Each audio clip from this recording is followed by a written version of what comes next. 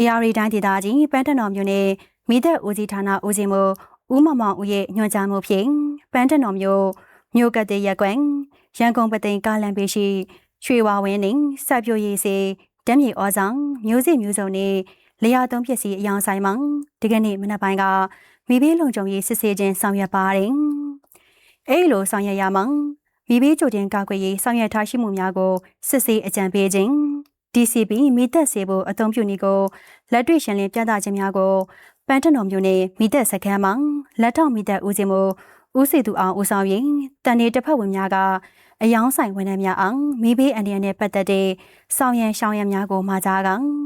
မိငိမ့်သက်ရှင်ဆိုင်ရာအကြောင်းအရာများကိုအသိပညာပေးဟောပြောပြီးမိဘလုံခြုံမှုရှိစေရေးအတွက်ရေလုံလောက်စွာရရှိနိုင်ရင်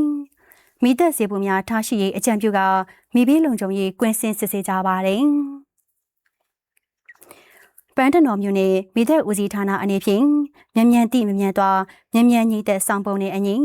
လူအသင်းရင်အသင်းစီအသင်းရေအသင်းထားရှိပြီးမြို့နယ်အတွင်းရှိစာတင်ကျောင်းများတာသနိကအဆောက်အအုံများ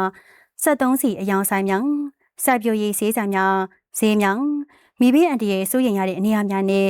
တိမ်တက်စင်မိဘလုံခြုံရေးစစ်ဆေးချက်များကိုအရှိန်ဟုန်မြင့်ဆောင်ရွက်လျက်ရှိတယ်လို့သတင်းရရှိပါရရှင်။